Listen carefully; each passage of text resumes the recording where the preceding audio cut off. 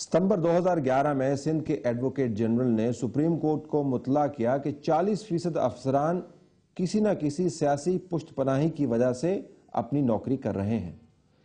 یہ بھی ایک انتہائی محتاط اندازہ ہے۔ سیاسی طور پر وابستہ پولیس افسران کی تعداد اصل میں اس سے کہیں زیادہ ہو سکتی ہے۔ ان حالات میں مجرمان کو کون پکڑے گا؟ جب محافظ ہی مجرم کے ساتھ مل جائے تو انصاف کا حصول کیوں کر ممکن ہوگا؟ پرتشدد کارروائیوں کا شکار صوبہ خیبر پختونخوا بھی پولیس کے حوالے سے کوئی اچھی تصویر نہیں بناتا۔ پولیس کی کل تعداد تقریباً 55,000 ہے۔ اس کا مطلب یہ ہے کہ ایک پولیس اہلکار 350 مربع کلومیٹر کے علاقے کے لیے ذمہ دار ہے۔ آپ خود ہی سوچئے، ان حالات میں جرائم کو پکڑے گا کون؟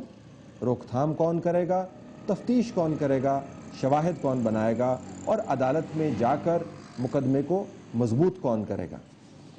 ان حالات میں بھی کچھ لوگ ایسے ہیں جو ملک میں عدالتی صورتحال کے بارے میں مثبت سوچ کے حامل ہیں۔ نعیم الدین خان صاحب جو ضلع سوات کی عدالت میں وکالت کرتے ہیں، مالاکنڈ ڈویژن کے حوالے سے کافی پر امید ہیں۔ ان کے مطابق مالاکنڈ ڈویژن جو کہ 3 سال پہلے طالبان کے زیر اثر تھا، فراہمی انصاف کی صورتحال کے حوالے سے کافی ترقی کر چکا ہے۔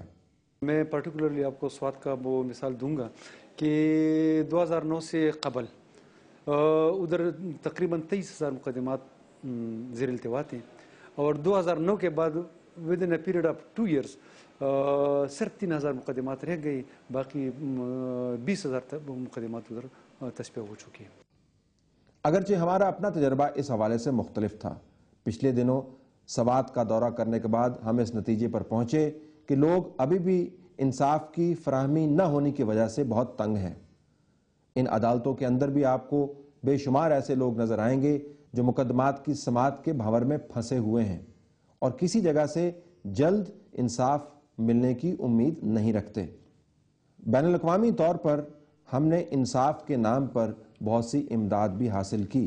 بین الاقوامی کوششیں پاکستان کے اندر عدالتی نظام کو بہتر بنانے کے لیے ابھی بھی موجود ہیں۔ UNDP کے اس ریپرزینٹیو نے ہمیں بین الاقوامی کوششوں کے حوالے سے یہ بتایا۔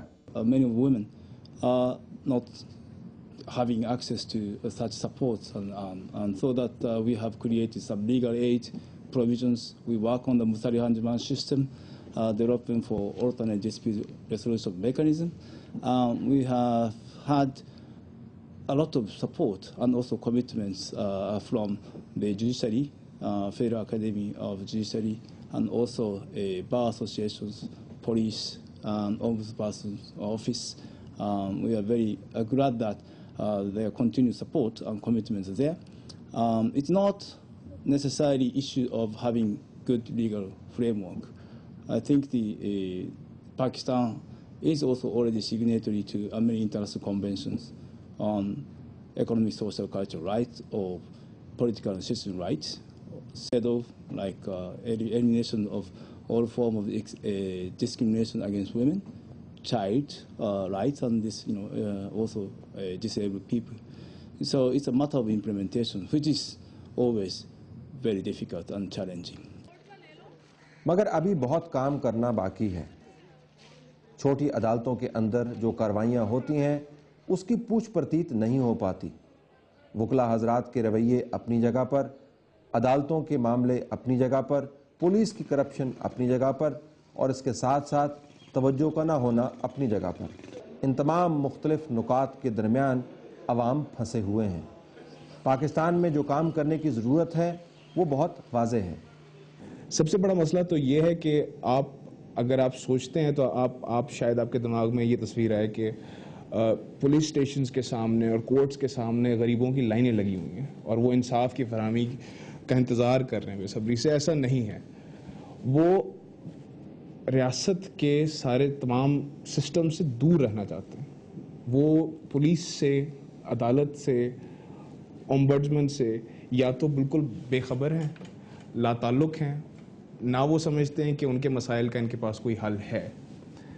تو سب سے بڑا مسئلہ تو یہ ہے کہ ان کو ایک تو آگاہی پیدا کرنا کہ یہ جو ادارے ہیں یہ آپ کی سہولت کے لیے، آپ کو انصاف فراہم کرنے کے لیے ہیں۔ پھر کانفیڈنس بلڈنگ کرنا کہ اگر آپ ان کے پاس جائیں گے تو واقعی آپ کے مسائل کا حل ہوگا ان کے پاس. اور سب سے بڑی بات یہ کہ ان کو اپنے حقوق کے بارے میں معلومات بہت کم ہیں. کچھ ہمارے جو سپلائی سائڈ پہ جو پروسیجرز ہیں کورٹس کے, پولیس کے, انویسٹیگیشن کے, پروسیکیوشن کے, وہ اتنے کمپلیکیٹڈ ہیں کہ عام آدمی, خاص طور پہ غریب آدمی ان کو نہیں سمجھ پاتا اور نہ ہی سمجھنا چاہتا ہے.